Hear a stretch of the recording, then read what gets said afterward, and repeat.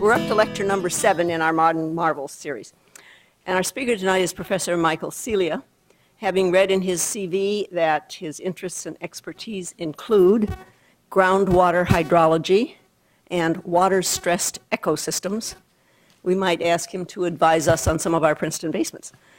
Professor Celia's undergraduate work was at Lafayette College, and his graduate degrees, 3 of them, are from Princeton. He is Theodore Shelton Pitney Professor of Environmental Studies, Professor of Civil and Environmental Engineering, and Chair of the Department of Civil and Environmental Engineering in Princeton School of Engineering. He's going to talk with us tonight about his work with large-scale projects that are addressing the critical problem of carbon in the atmosphere. This work is part of a large, multi-purpose effort at Princeton known as the Carbon Mitigation Initiative. His subject tonight is carbon mitigation. Mike. Thank you.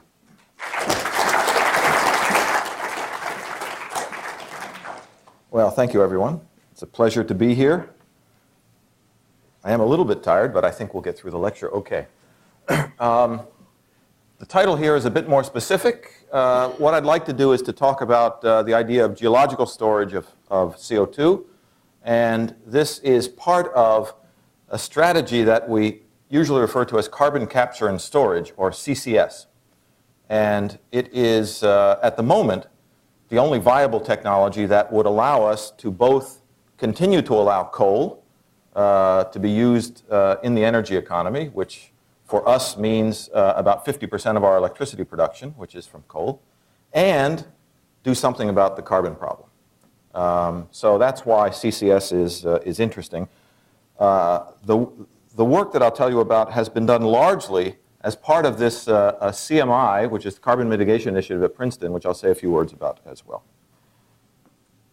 Here's what I'd like to do during this evening is I'll give you a very quick overview of the CMI activities at Princeton, which you may have heard about from other speakers, and also an overview of the carbon problem, which may also be repetitive, but I think the numbers that I will give you, which are pretty simple numbers, are worth hearing a second time if you already heard them one time. Because it's helpful to know something about sort of the magnitude of the problem we're talking about. Then I'll say a few words about solutions that can work, feasible technologies that exist today, and how carbon capture and storage fits into that portfolio of options. And then we'll really focus on the geological storage idea. I'll say a little bit about what the subsurface is made of, if you don't know what's underground, a little bit about CO2 as a material, and then a few things about what happens if you take CO2, compress it, inject it into a deep well, and push it back into the ground, more or less where you took the carbon from. And the way that it works, and the things that we may need to be worried about or thinking about when we do that activity. All right?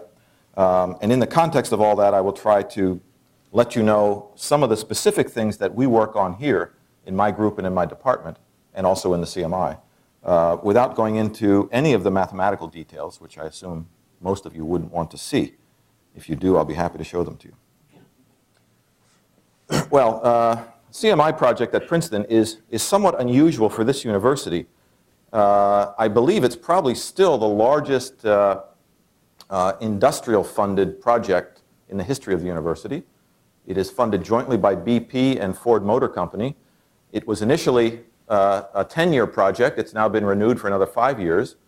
We're in year 9 of the first 10. The idea was to put together a broad group that largely addressed these 4 very big issues related to carbon. There's carbon capture, there's carbon science, of which there is much activity on this campus and at the Geophysical Fluid Dynamics Lab, GFDL, which is just up Route 1 on the Forrestal campus, carbon policy and economics, and carbon storage. My part has been the storage part, and that's what I will tell you about tonight, but the idea of the CMI is that you really can't deal with this problem with only one of the boxes up there, or even only two of the boxes. That there are so many aspects to trying to solve the carbon problem that you really need to put together these sort of large multidisciplinary groups, and that's what we managed to do here at Princeton. So this is a curve that I'm sure you've all seen at some point. It's called the Keeling curve, named after the person who began to make these measurements of atmospheric CO2 concentration at the Mauna Loa Observatory in Hawaii. And what you see here is this sort of steady increase of CO2 from the mid-century 1950s up through the early 2000s.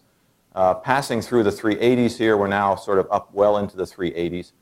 This curve is the simple manifestation of the carbon problem, and I'll make it more clear on the next slide.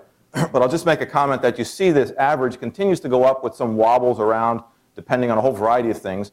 You see these seasonal oscillations on top, growing season in the northern hemisphere, and the winter season when you don't have growth, which corresponds to uptake of CO2 and then not uptake of CO2 from vegetation. So vegetation plays a noticeable role in terms of the oscillations, but the clear upward trend is unmistakable, and there's no doubt that this is from anthropogenic emissions. No one will doubt that, even the ultimate skeptics.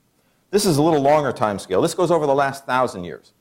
So this is going back from 1,000 up to 2,000. This is data based on ice cores. So you can go core through old ice, and the trapped gas in there will tell you what the atmosphere was like at the time the ice was deposited.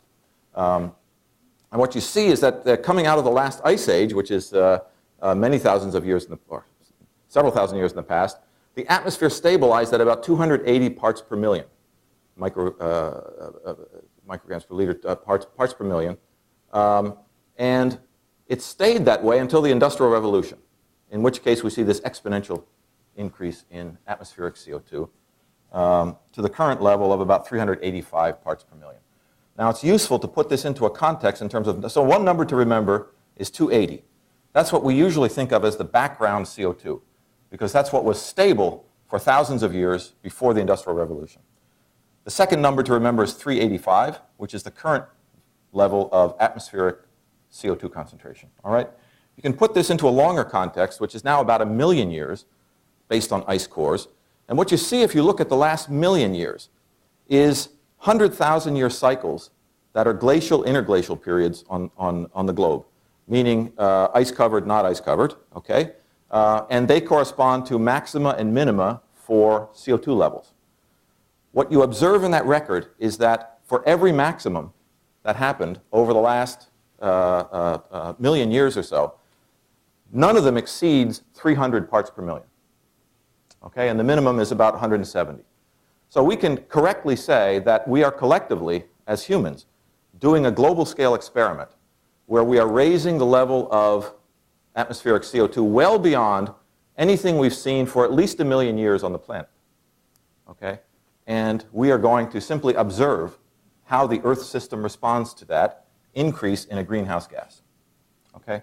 Now, the second thing I would say is that clearly, if we don't do something about our emissions, this exponential growth will simply continue, probably well into the many hundreds, probably approaching 1,000 parts per million. Okay?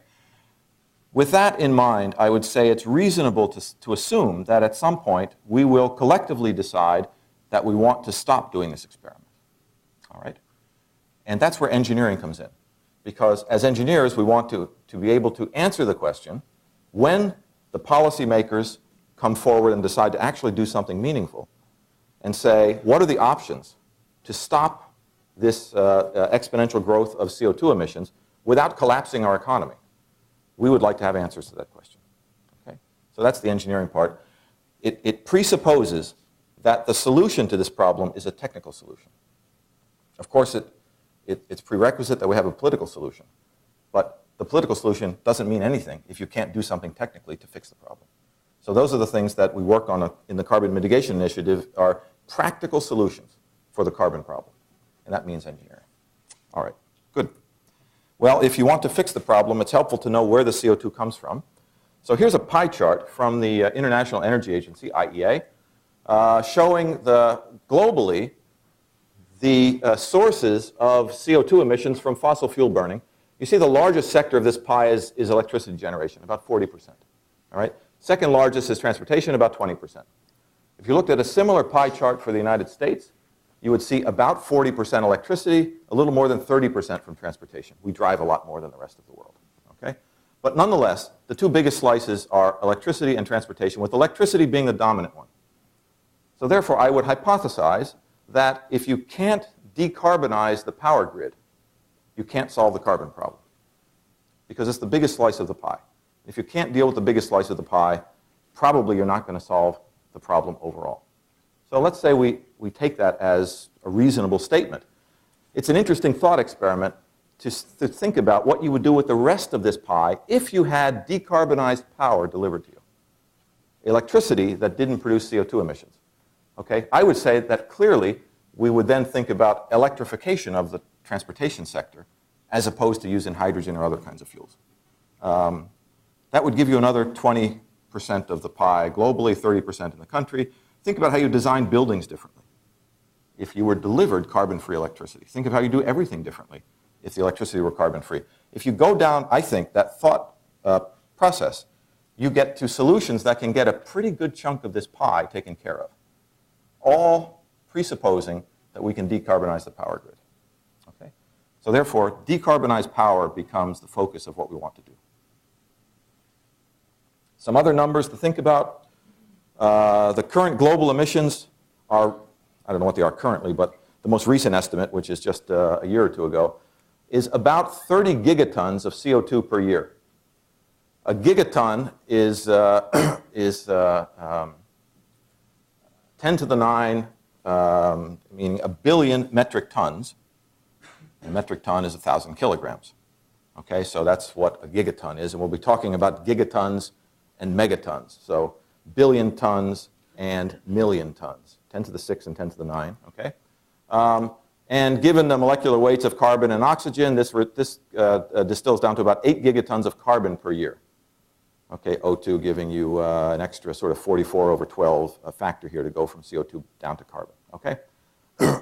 I will use both these numbers in the next couple of slides. Projected emissions over the next 50 years, under most business as usual scenarios, the assumption is that the emission rate will go up by about a factor of 2. It's what is typically referred to as background doubling. Okay, so if we do nothing except some of the things we're doing now, the emissions rate will probably double in the next 50 years. Okay, we take that as background doubling. Well, one of the things that came out of this CMI activity was an idea of stabilization wedges, which some of you must have heard something about wedges, but let me give you a quick explanation. Here's a graph, again, of time on this axis going over about 150 years. This is now emission rate, okay?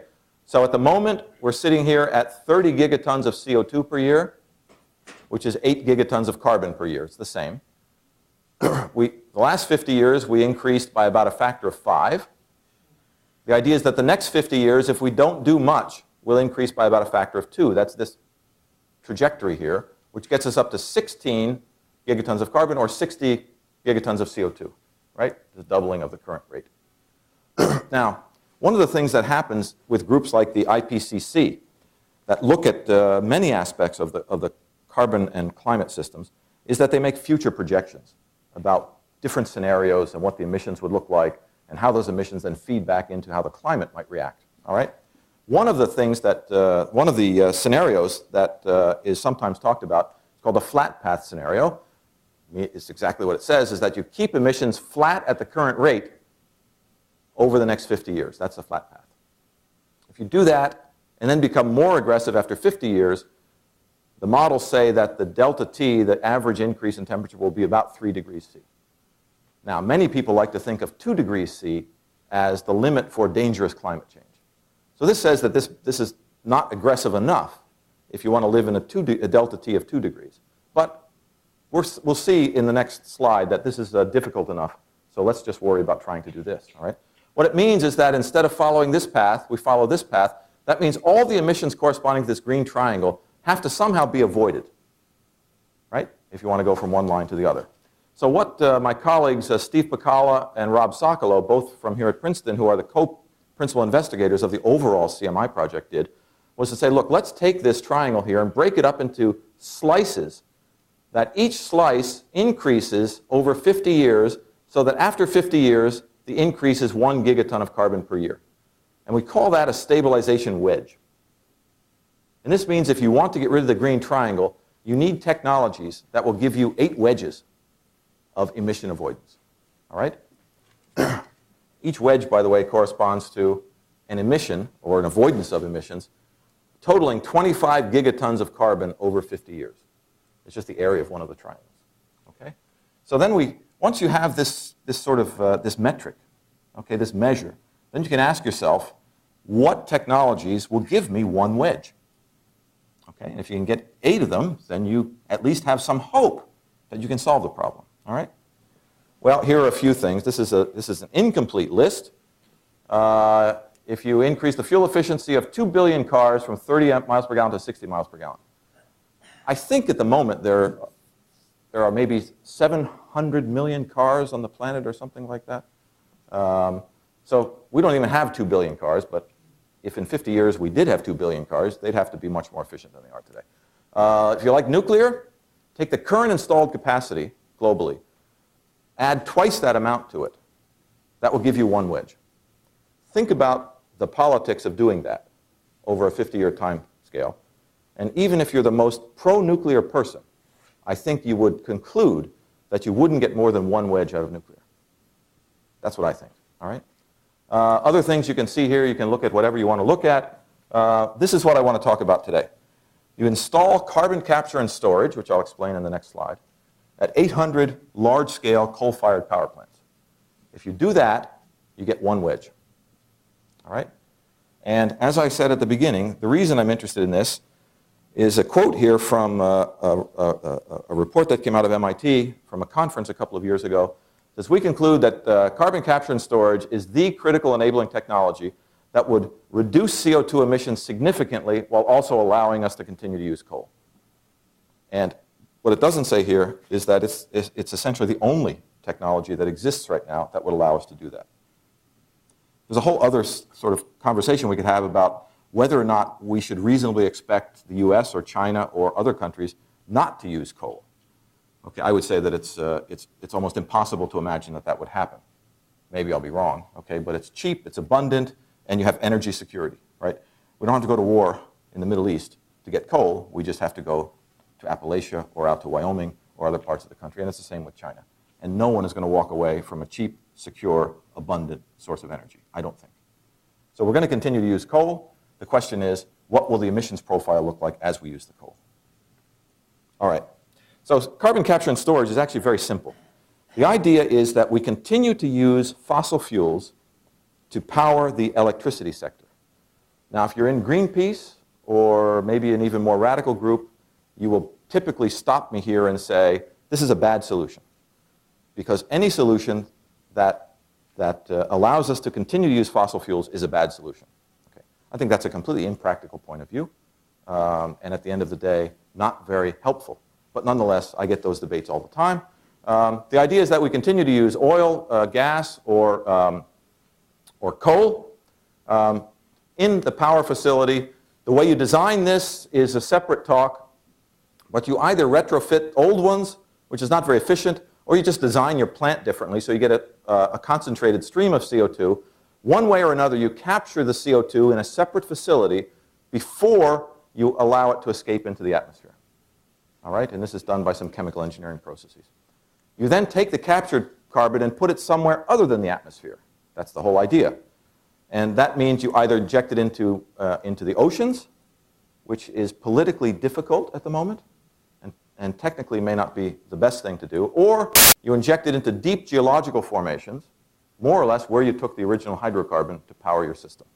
This is what we're going to talk about today, the idea that you can inject this into deep geological formations with the purpose of keeping it out of the atmosphere for at least a time scale that allows you to solve the climate problem, which means about 1,000 years. All right? And you can put it into various kinds of formations, deep underground formations that are just filled up with salty water, called saline aquifers.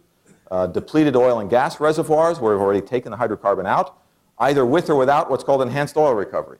So CO2 is sometimes injected into old oil reservoirs to stimulate more of the oil into the producing wells. All right, it's called enhanced oil recovery.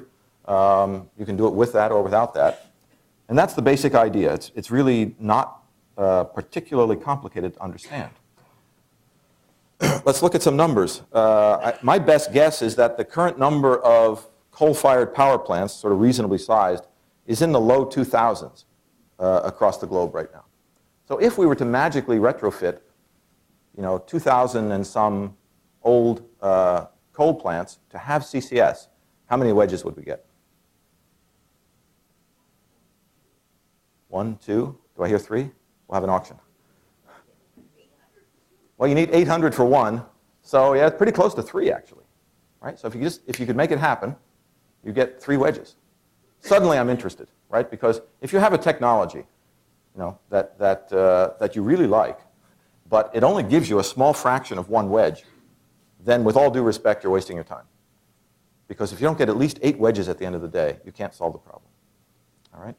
And by the way, one of the things I should have pointed out on the wedges slide is that you learn 2 things about this from this wedge analysis. One is that there are a number of technologies that exist that can solve the problem, but every one of them requires an enormous effort. You retrofit 800 large-scale coal-fired power plants. You're talking about an enormous effort to get you 1 wedge. The second thing you realize is that there's not a single technology that can give you all 8 wedges. So you have to be thinking about portfolios of technologies to solve the problem. Otherwise, you're not going to get where you want to be. Okay? The problem is big, and you have to have diversity of approaches. Those 2 things are both necessary if you want to try to solve this problem. All right. Let's see. China's been building coal plants like mad for the last number of years. 1 to 2 per week. I thought that was a wrong number, but it turns out to be a right number. Now, some of these are to replace old, really bad plants because of local air pollution problems, but some of them are new. But anyway, if you run these numbers, you see that you can get several wedges out of this if you decided to do it full scale. All right. All projections made by economists and others tend to have the CCS as part of the portfolio, so it's helpful if we understand how this works, and that's what I'm going to do for the rest of the talk. Well, the basic idea is pretty simple. We put it into the underground environment by drilling wells and pumping the fluid down instead of extracting fluid out, like some of you might do for your groundwater water supply at your home. That's a shallow well. These are deep wells where you go into the domain of oil and gas. Some of the estimates in terms of capacity, so how much could we actually put into these different parts of the underground, are relatively big numbers, okay, with the largest numbers being in deep saline aquifers. Okay, now remember, this is, let's say, some thousands of gigatons of CO2. That should be CO2, sorry, not just CO. The current emission rate in gigatons of carbon was about 30 gigatons per year. All right, so if you think about 3,000 gigatons capacity, that could take 100 years worth of emissions at the current rate. Okay, so CCS can get us across a kind of century time scale until we have some better alternatives to replace traditional fossil fuels. That's the way to think about this technology. It's not something that's going to continue infinitely into the future. It's a long enough bridge to think we can do something reasonable, and the technology is here that we can deal with it. Okay. Turns out that we already pull a lot of fluid out of the subsurface in the oil and gas industry, and we also inject a lot of fluid. But I thought I would tell you about a couple of things. One is that if you're going to know anything about carbon capture and storage, you should know about this particular project, often called the Sleipner Project, because the name of the platform in the North Sea is the Sleipner Platform. All right? Now, the story of Sleipner, and I'm not going to get through all my slides, but I'll just keep telling you stories because they're interesting to me. Here's an image of the Sleipner Platform. This is a project that's run by Statoil, which is one of the 2 Norwegian oil companies, which have now merged into one big oil company, as oil companies are wont to do. In 1996, Statoil was producing from the Sleipner Formation natural gas on this platform in the North Sea. Now, the natural gas had a content of CO2 that was too high for them to put the gas to market. So they had to have a facility on the platform that would separate the CO2 from the methane. Okay? They put the methane to market, make a lot of money. They would normally simply vent the CO2 into the atmosphere. Norway in the early 90s imposed a tax on CO2 emissions. It's a very interesting tax. It only applies offshore, right? Which means they only tax oil companies. All right? But the tax at the time was close to $40 a ton of emissions. And Statoil realized that they could drill a well into a different formation. In this case, it's a formation called the Utsira Formation. Take the CO2 they've already separated and put it back underground, and it would cost them a lot less than the tax would cost them. So they decided to do it. It had nothing to do with science. It had nothing to do with climate. It had nothing to do with anything except they were going to maximize their profit, which is what they're supposed to do. All right? So that's what they did, and they started injecting in 1996, and they've been injecting since 1996 about 1 million tons of CO2 per year. And that is the first industrial scale injection of CO2 into the ground simply for the purpose of emission avoidance. All right? Other things that go on these days, and I'll show you a map in 2 slides for where some of these are involved. Acid gas injection, especially in Western Canada. Acid gas, sometimes you produce natural gas that has not only CO2 in it, but also H2S. And both of those have to be stripped out of the gas before you can put it to market. So that's referred to as a sour gas. And the mix of CO2 and H2S is referred to as an acid gas. Now, in the old days, that would simply be vented. But now in Alberta and in all of Western Canada, there are regulations on the emissions of H2S, not CO2, but H2S. So therefore, what used to happen is that the H2S and the CO2 would be separated, the H2S would be processed into elemental sulfur, and you'd sell the sulfur to make some money. But there was so much sulfur being produced that the sulfur market collapsed about 15 years ago. So for example, I have flown over Western Canada and looked out the window. My geology friend was next to me, and he said, "You see that down there? And from 35,000 feet, you can see this big yellow brick sitting on the ground. And that's a bunch of elemental sulfur that somebody can't sell." Right? So it's enormous quantities that sit there, which are themselves an environmental problem. So now what happens is that this mix of CO2 and H2S is simply injected back into the ground. Okay, that's acid gas injection. Oil field waste, if you don't know, the largest disposal procedure for getting rid of liquid hazardous waste in this country is to inject hazardous waste underground into deep formations. A lot of that happens along the Gulf Coast, in the Mid-East, Michigan, and places like that, et cetera. The second place where there's CO2 being injected for the purpose of emission avoidance is in the desert of Algeria. It's called the Insala project. Came online about 3 years ago. Also injects about 1 million tons a year. This one is not for tax purposes. This is a field that's run in part by BP. And I would guess that BP, given that they are beyond petroleum, as you know, and have nice green and yellow logos, wouldn't want to be seen as emitting 1 million tons of CO2 into the atmosphere, so they are injecting it underground. And the nice thing is that they have put together a science advisory board to think about how we can learn from the activities that they're doing, and trying to be as transparent as they can, given that they have multinational agreements with other oil companies. And I sit on the science advisory board for this project, and it tends to be quite complicated to navigate all of the different players that are involved, but it's quite interesting, actually. Anyway, here's a map that was produced from a special report by the IPCC on carbon capture and storage in 1995. This shows all the activities related to CO2 and CO2 injection around the world. Looks impressive. Looks like there's lots of activity going on. Turns out that many of these things are very small-scale activities. The 2 I just told you about are here. Okay, this is Sleipner in the North Sea. Can you see the countries there? I guess so. No, not very well. Okay, but anyway, this is Norway up here, and this is the North Sea. And here's Insala in Algeria. The other 2 I mentioned were acid gas in Alberta, which is up here, and in West Texas, there's a lot of enhanced oil recovery that's done with the injection of CO2. Now, the interesting thing about West Texas is that the CO2 that gets injected is not captured from any anthropogenic emissions. It's actually taken out of the ground from reservoirs that would otherwise keep the CO2 underground. Okay, but Kinder Morgan and others will drill wells pump the CO2 out of the ground, build a pipeline from New Mexico to Texas, pipe the natural CO2 down to get injected instead of simply capturing anthropogenic CO2. But that's the way it evolved. That's the way the industry evolved. Okay. If you look at the numbers, what you find is that here's the, I didn't mention Weyburn. I don't really want to say anything about Weyburn. It's an enhanced oil recovery operation. Here's Insala and Sleipner, each of them injecting about 3,000 tons of CO2 per day. And you find that a single sort of medium-sized coal plant will emit about 8,000 tons per day. So the sum total of these two doesn't add up to even the emissions of a single coal-fired power plant. So while it looks like there's lots of activity going on globally, okay, the sum total of everything doesn't add up to the output of a single power plant. It's close, but it's not quite. Here's a graph that shows these three major ones. Sleipner, 1 million tons a year. Weyburn came on. Insala came on.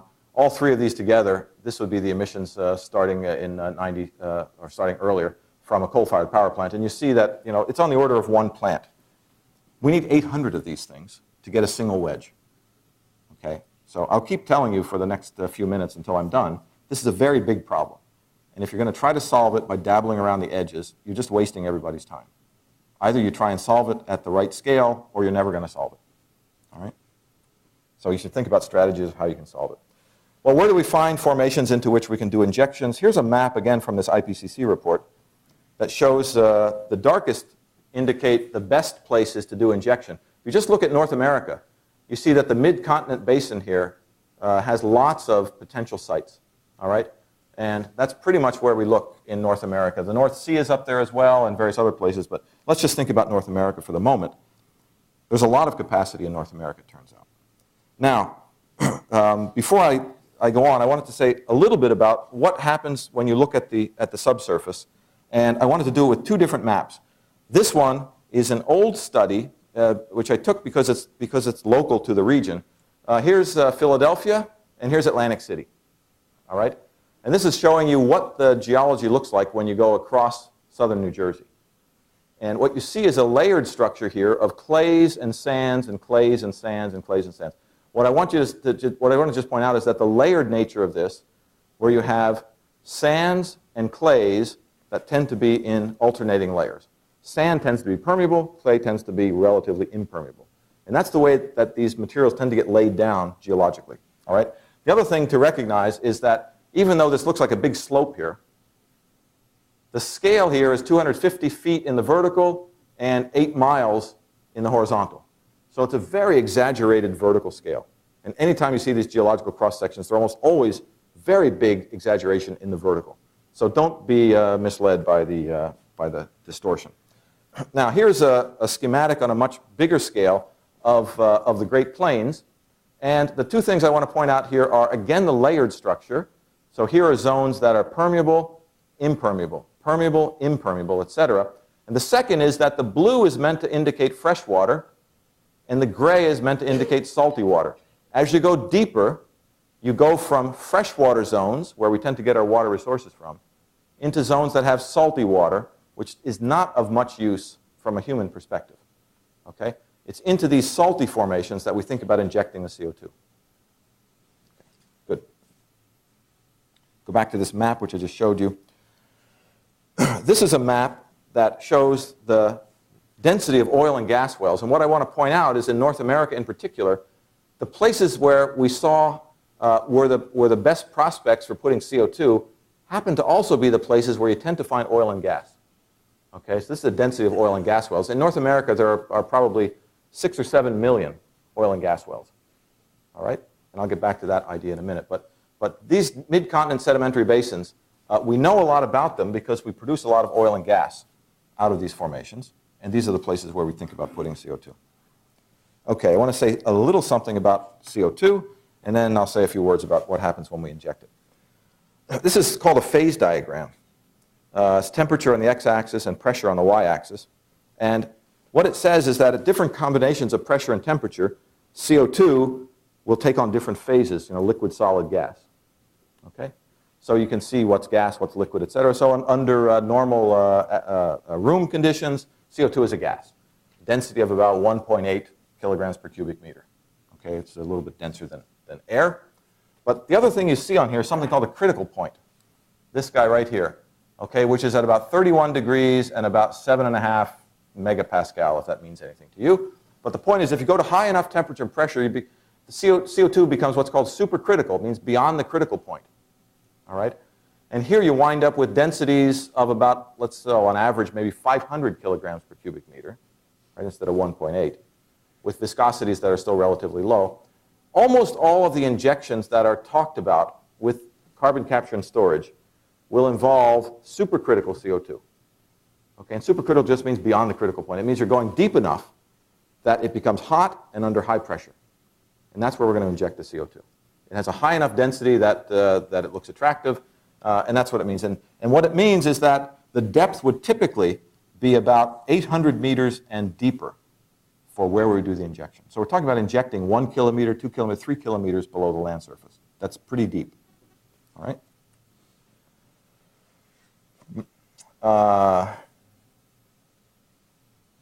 When am I supposed to stop, by the way? Nobody told me. 20 minutes, okay. Or if everyone gets up and leaves, then I know I should stop as well. Okay. This is the most technical slide I have, I think. And it says a little bit about what happens if we inject CO2 into one of these deep, salty, water-filled formations. All right? So the injected supercritical CO2, slightly miscible with the brine.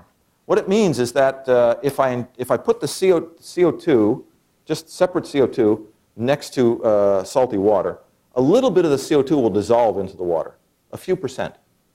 The rest of it stays as a separate phase, just like oil and water. Okay, so they don't really mix, but a little bit will dissolve. Now that turns out to be important in the long term, because if you wait long enough, you know, a little bit dissolving everywhere means you can dissolve a lot. Okay, so the ultimate fate of the CO2 will be that it will dissolve into the water that's down there and sort of move with the water system. So we need to think about that. It's always less dense than the brine. I said it goes up to 500 kilograms per cubic meter. Well, the brine might be 1,200 kilograms per cubic meter. Okay, so while the CO2 is fairly dense, it's still much less dense than the brine. So when I inject it, buoyancy will tend to push the CO2 up because it's less dense. Okay? We need to think about that. Less viscous and water can evaporate, et cetera, and we can write a bunch of equations that I'm not going to write here. But the idea is that, I mean, everybody should understand that you know, you take a sample of rock, okay? Hard rock, a sandstone. Okay, you get sandstone coasters, for example. They have nice patterns in them and all those sorts of things. But a sandstone is a solid rock that has a pore space in between the solids. Maybe 20% of the total volume is not solid. Okay? It's that pore space that's filled up with the fluids. And that's where things exist. Take a sand pile, is unconsolidated, okay, but still has pore space in between, and water and other fluids move. That's where all the groundwater comes from. Okay? When you go deep, you get these consolidated rocks, but it's the same idea.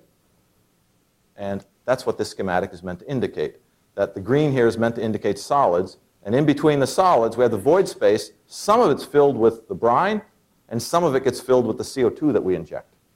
Okay? And there's this interesting hydrodynamic go on in terms of how things move underground and all that sort of thing that I'm happy to tell you about, but only if you ask me. Because I'll start writing equations and then it'll be a big mess. Anyway, so here's what we can think about in terms of one of these injection operations, is that let's say you put a well down here, okay, and I inject CO2. I'm going to forget this line here, but what happens to the CO2? I know that it's less dense than the brine that's in here. So you pressurize the CO2, it pushes a bunch of the brine out of the void space further away from the well, and it occupies the space with CO2.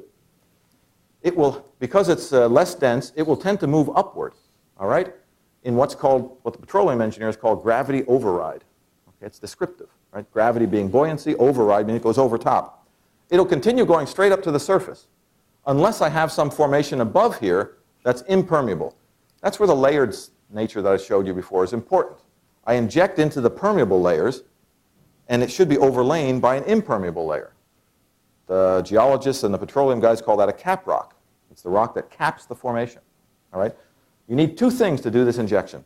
A formation that's permeable enough to take enough CO2 to make it worth your while, and a formation above it that's impermeable enough to keep the stuff down there. And if you have those two, then you win the game. Okay, you've got a good site. And this is what will happen. Okay, so as long as you have that, everything is good. I want to think about, if we do this operation, what's going to happen? I inject the CO2.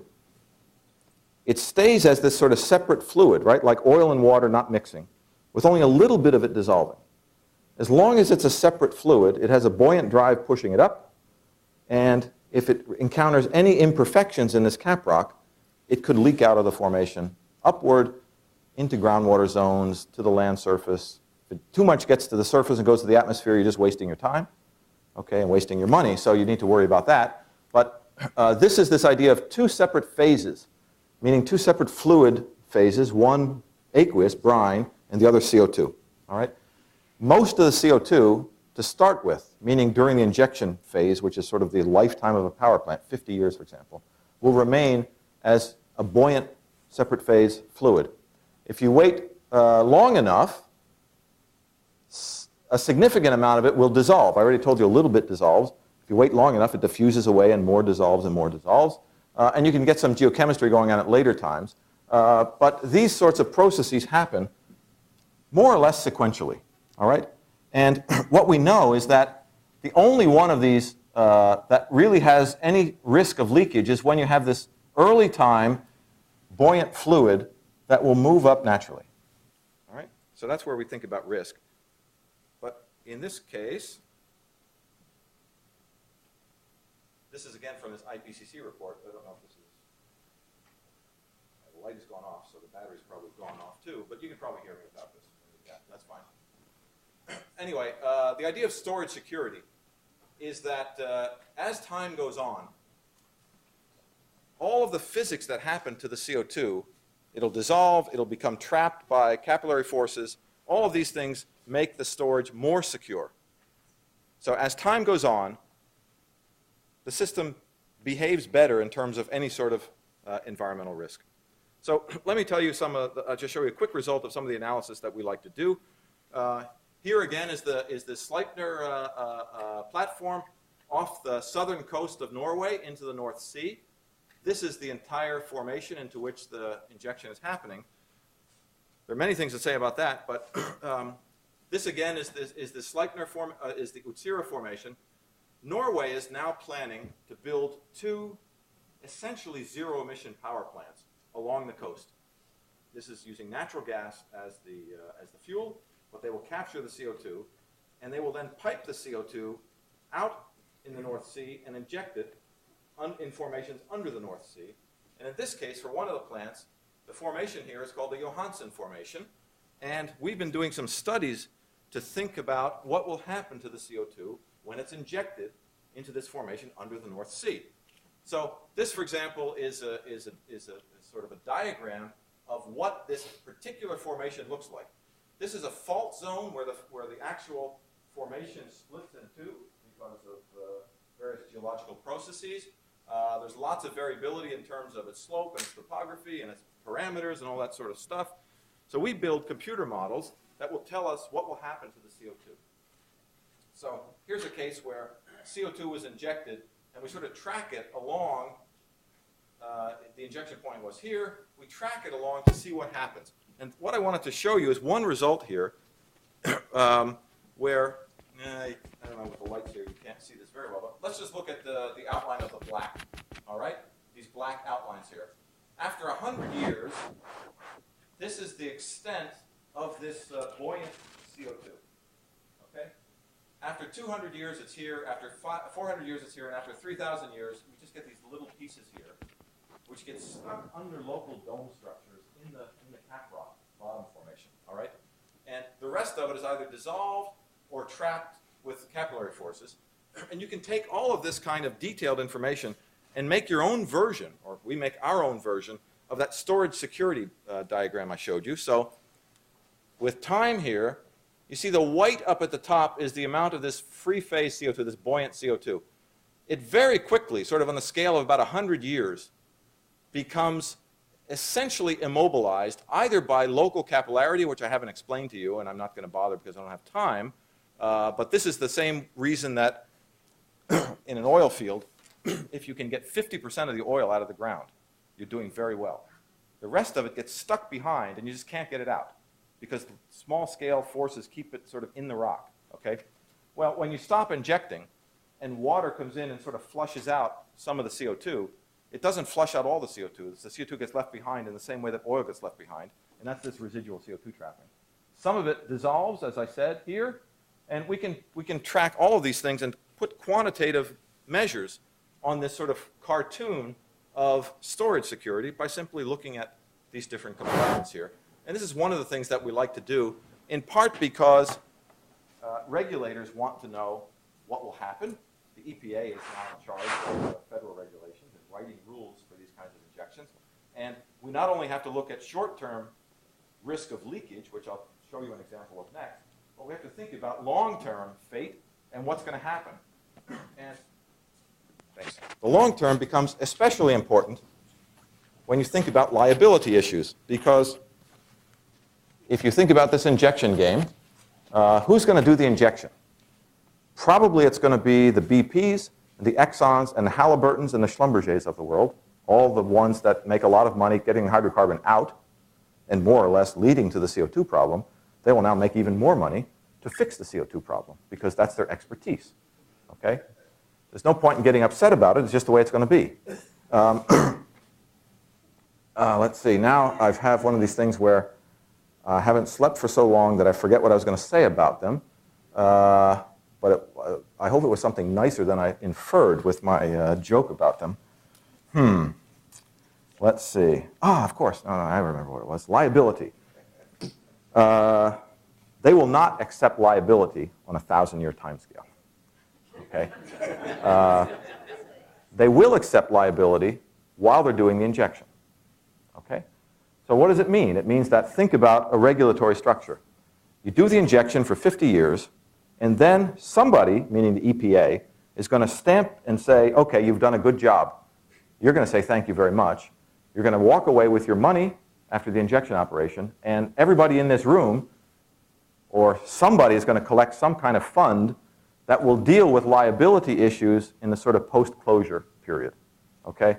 So the long-term fate of what happens to the system is important to understand liability risk and how much the public is going to collectively take on once the injection stops. Okay? So there are many reasons to think about this, but some of them are these sorts of liability and regulatory issues, which are very interesting.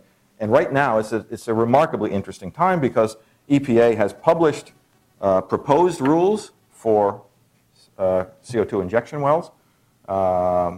And right now, it's in the middle of discussion period. So, okay. Well, this idea of leakage is one of the things that we look at in my group a lot is a possibility of what you might think of as unintended consequences. You try and solve the climate problem, and you try to now hope that you're not going to create a problem that's just as bad by doing something that you're going to regret in terms of the subsurface. And we're talking about injecting a lot of carbon into the underground system. And we'd like to feel somewhat confident that it's going to work.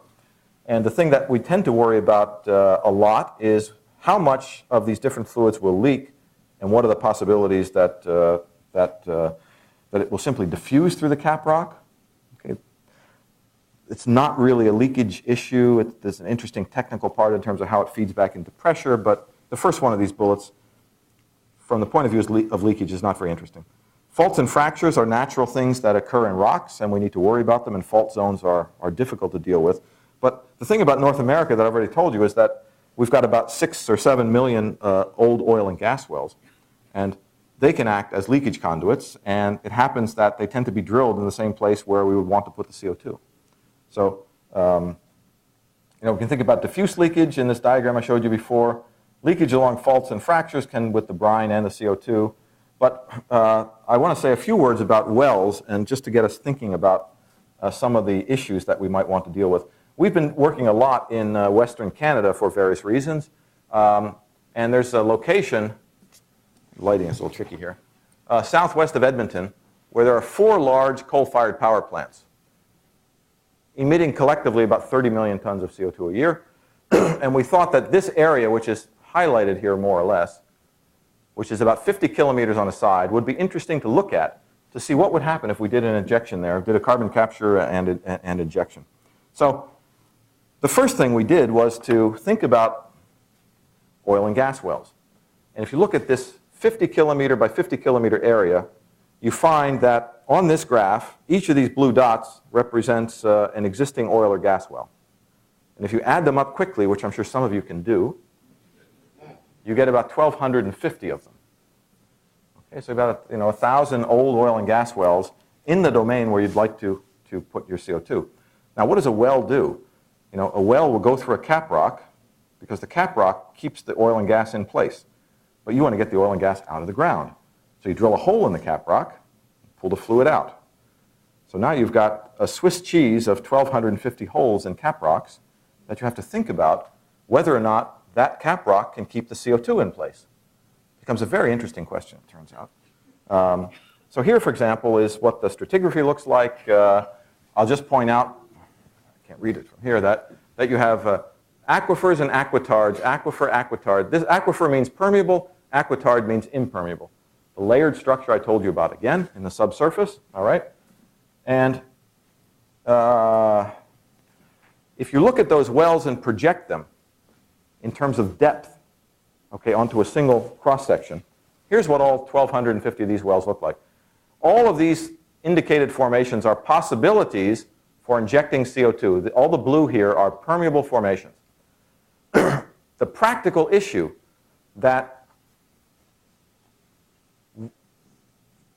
one of the practical issues that we need to think about is how much of this otherwise perfectly good pore space to use to inject CO2 are we going to simply walk away from because we think the risk of leakage is too high.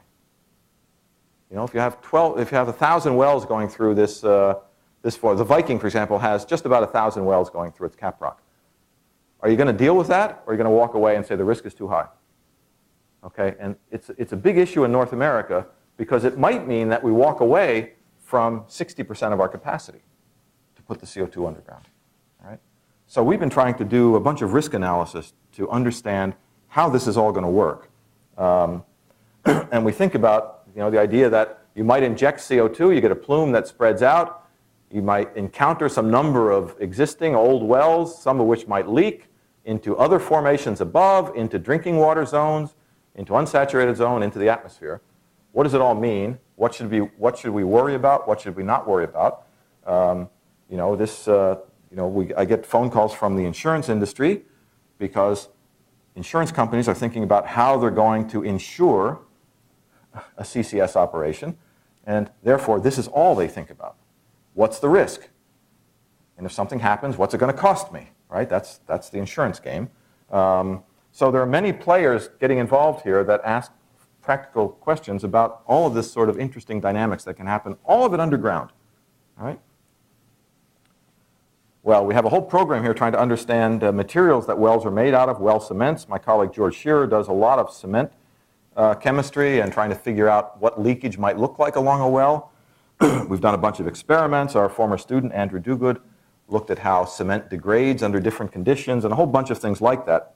At the end of the day, what we try to do in my group is to think about how we can come up with probability distributions for what might happen in terms of leakage. So this, for example, is a plot. This is the logarithm here, log in base 10. So this is 10 to the minus 2. That's 0.01. 10 to the minus 3, 0.001. This is the fraction of the CO2 that we inject over 50 years, the fraction of that actually leaves the formation by leakage. All right? And we have a whole bunch of uncertainty in the input, so we get this broad distribution in terms of output. And these are the sorts of things we look at. So, here, for example, this is 1%, right? 0.01 is 1 out of 100. That's 1%. Under the conditions we looked at here, 25% of the time, we'll lose more than 1% of the CO2. Now, 1% in the conversations that happen with regulators and others is a kind of magic number. Some people use 1%, some use 0.1%. But DOE these days says that they want to have 99% of the CO2 remain underground for 1,000 years. Okay, that's their target, or at least that's what they want instrumentation to do. So this allows us to think about these sort of probabilistic risk profiles in ways that make sense to me. Okay, so anyway, I can give you a lot more details about that, but since time is up, what are we doing these days in addition to what I said? We're continuing to develop a whole bunch of computational models. We work with BP and now also with Schlumberger through some DOE funding to actually re-enter old wells with logging tools and some experimental tools to try to understand what the materials are like after they've been in the ground for some decades and what's the potential for leakage along these old wells. It's a very interesting program. It's expensive to do, but it's interesting nonetheless. We've got lots of work going on with Norwegians. We're developing a bunch of web-based tools because part of my funding these days comes from the Environmental Protection Agency. It's very interesting. I get funding from EPA and I get funding from BP. So when somebody, I've sometimes asked the question by environmentalists to say, is it true you take money from BP? I say, yes. Do you really think you can be objective? And then I just say, yes. And then they'll say, no, we don't think you can be objective. So then I say, well, I also take money from the EPA.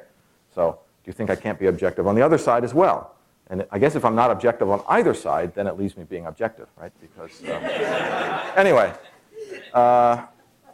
we're trying to look at what happens at some of the interesting target bases. Illinois Basin in particular will, I'm quite sure, be the first place, if we ever do anything, where we'll see large-scale carbon capture and storage in a particular formation called the Mount Simon Formation, which can take a lot of CO2.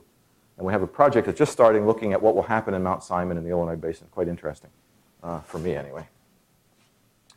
So the concluding remarks is to remind you that the magnitude of the problem is big. I would consider it to be a sort of environmental grand challenge for the early part of the 21st century at least.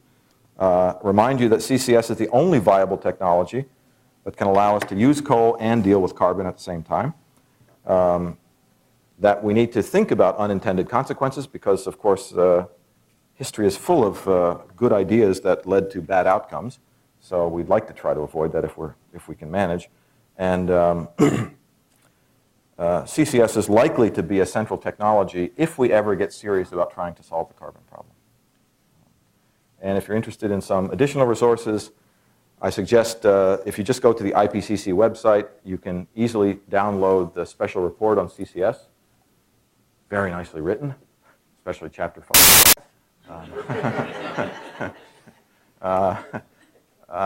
If you want to see some current research papers, there's a new journal called International Journal for Greenhouse Gas Technologies, which has some accessible papers that are relatively easy to read. Of course, if you want a bestseller that's going to be coming out soon, I'm writing a book with my good friend Jan Nordbatten from Norway. Chapter 1 is not mathematical of the book. And we're putting some websites together as well. If you're interested, I'll be happy to give you more information about it. Thanks so much for your attention.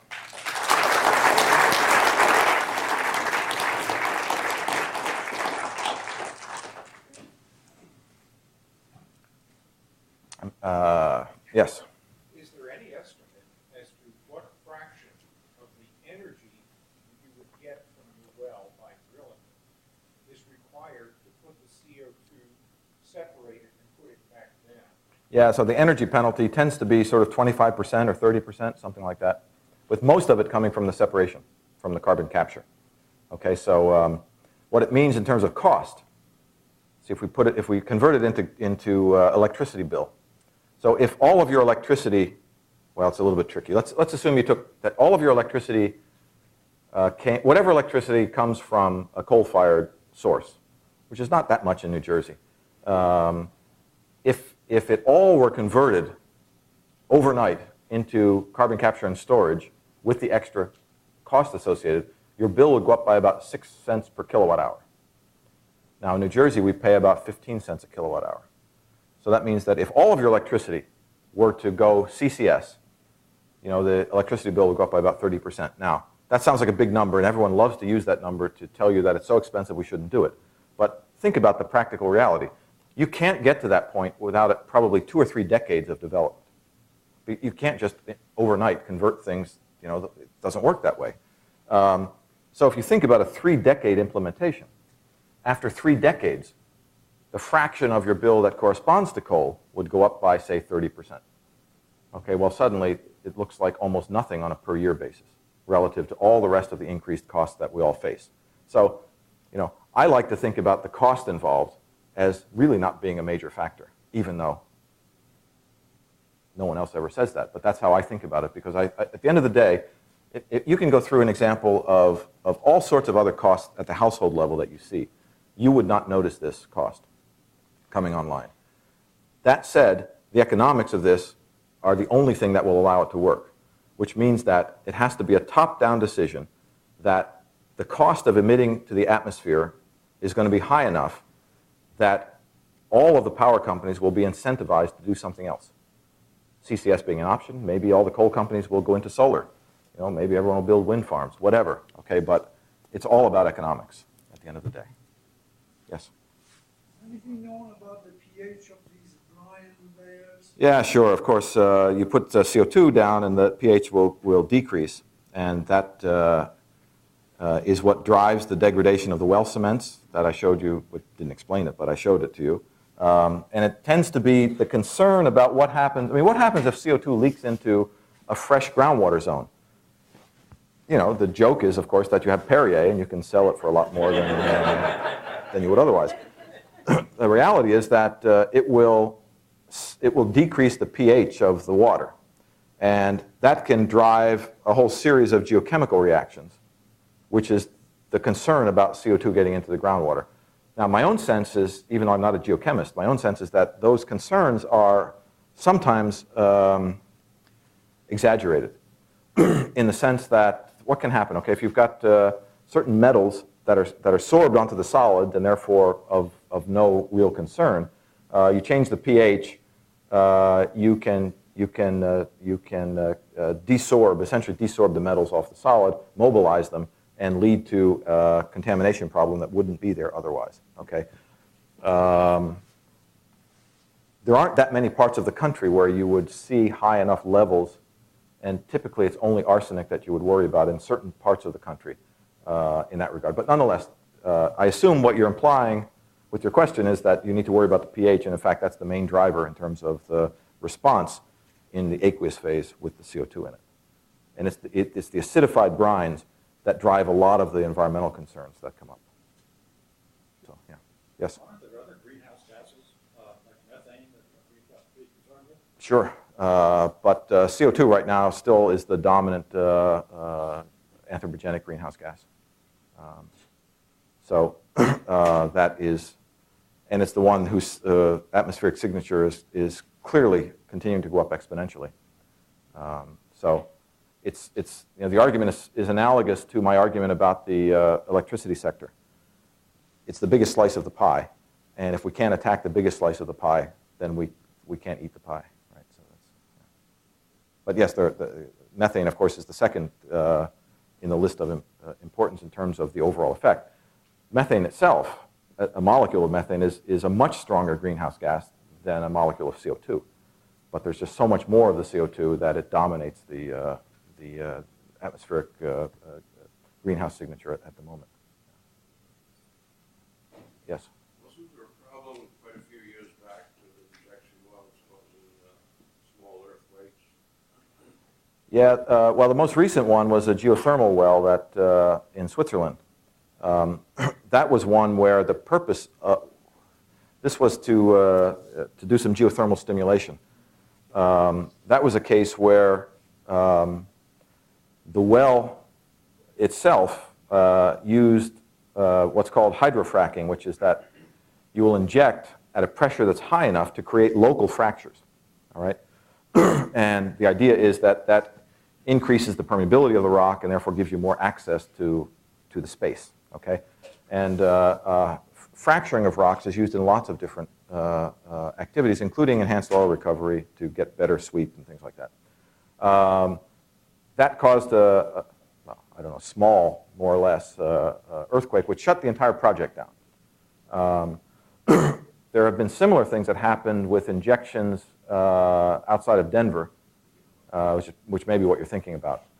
It's a concern, and people who do geomechanics will talk about this a fair amount. My answer to this is usually that there are many injection operations that go on all around the world, and in most places, including here and in Canada and other places, there are regulations that say, for example, that you can't have a pressure in your injection well that goes above, say, 80% of your estimated fracture pressure, specifically to avoid any kind of fracture, inducing fractures that can then lead to sort of microseismic events and those sorts of things. So there are regulations in place that are meant to minimize that risk, and they have to do with strict limits on the pressure that you can build up at the injection well. And I know of at least one, and probably two of those acid gas injection wells in Canada that have been shut down because the operator exceeded the allowable injection pressure at the injection well. So there are serious regulations, and that is usually what's put in place to try to control the issue of generating small-scale earthquakes, right? Yeah. As large volumes of CO2 are injected, how much of the water is going to be displaced, not simply laterally, but also vertically? Yeah. Well, whatever volume of CO2 goes in, that's the volume of water that will be displaced. More or less, well, it's true. We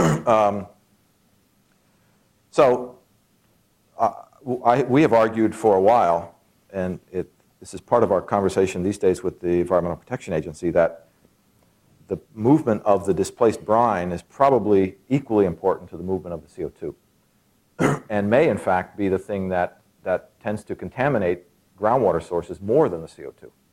The reason is that the extent of a CO2 plume will be a certain distance, all right? The extent of the pressure perturbation that you build up tends to be much bigger. And it's this extra pressure in the formation that pushes all fluids, up, down, out, whatever, all right? So there'll be a much larger volume of brine with an elevated pressure than there is just the CO2. So in all of the analysis that we do, we don't only look at how much CO2 leaves the formation. We always look at how much brine leaves the formation as well, all right? So we always track both of those fluids to see where they wind up going, and any risk analysis we do includes both of those. The other thing to remember, by the way, is that both the fluids and the rock have some compressibility. Even water has a little bit of compressibility. And in these systems that are aerially very extensive, large systems, the compressibility effects are noticeable in the sense that you get sort of finite propagation speeds of the pressure pulses, and so there is some compressibility in the system. It's not just a strict volume balance. Okay, but yes, the displaced brine has to go somewhere, and we want to make sure that we have some idea where it's going. That's for sure. Thanks for bringing that up. Yes? Talk a little bit about where EPA is in their thinking about what you're thinking about. Yeah. So EPA, it's interesting. They have a program which is called the Underground Injection Control Program, the UIC program. All right. That essentially came out of various additions to the Safe Drinking Water Act. Okay, so the Underground Injection Control Program is charged with protecting the subsurface water supply, groundwater, in the country. And so at the moment, the UIC has 5 different classes of wells, one of which is hazardous waste injection. All the hazardous waste injection is controlled by this UIC program, okay, hazardous waste injection well classification. EPA has now proposed a separate classification of well, a Class 6 well, which is strictly CO2 injection wells, all right? And they have put out 250 pages or something like that of the proposed regulation. The thing to know about that is that their view and their charge is to protect underground drinking water supplies, and therefore the entire view of the CO2 injection operation is from the point of view of protecting groundwater, not protecting the atmosphere or anything like that. It's a groundwater-centric view, and because that's the group that was charged to write these regulations. So that's what's happening at EPA. I'm quite sure that there will be a separate new class of wells, class 6, that will be CO2 injection wells. One of the things that will be required is, so right now, if you want to inject hazardous waste, all right, you have to do a study and say that it'll stay where you say it's going to stay. Okay. Now, what part of that study is you have to identify something called the area of review, which is the area around the well that you say potentially could be impacted by the injection. If you look at the rules for hazardous waste injection, you either define your own area of review or you use 2 miles as a default. Okay, so everybody uses 2 miles as a default. You go see what's happening in a 2-mile radius around your well and you do your analysis. I've seen these reports. I tried to read through one. It was literally 70 3-ring binders, sort of 5 inches wide, stuffed full of paper. And I said to the EPA guys, you can't seriously tell me. And they swore that they read every page. Okay, that would be like 100 years of work or something. But anyway, that's what they told me. And that's what comes out of these. The actual analysis is actually quite simple and not that long. Everything else is just a whole bunch of supporting stuff that I don't know why it's in there. But Is there someplace else in EPA where it would be more appropriate? I think this is perfectly okay, actually, because this is a group that thinks all the time about what happens in the subsurface. I'm pretty comfortable with them doing what they're doing. What I wanted to say about area of review, though, is that in the CO2 problem, EPA has recognized that they're not going to just put a default value for an area of review, so that the operator or the person putting in the request for a permit, putting in the application, is going to have to do an analysis to say what the area of review is and how it changes with time. So one of the things we're trying to do is that, when you try to analyze these systems, you use these computer simulation tools that are very complicated. They're used in the oil industry and they're used in various places. And what we're doing is to put together simplified tools so that the EPA field people can have some basis to make their own estimate for what the area of review should be, how big the plume is going to be, so that if an application comes in and it's an order of magnitude off, they at least have some idea where to start asking questions. All right? But these things are all going to have to be defined, and then EPA is going to have some way of evaluating whether or not what's being proposed makes sense. It'll be an interesting learning curve, I think, for the first 10 or 20 of these that come in, that's for sure. Well, let's thank Professor Celia. Thank you.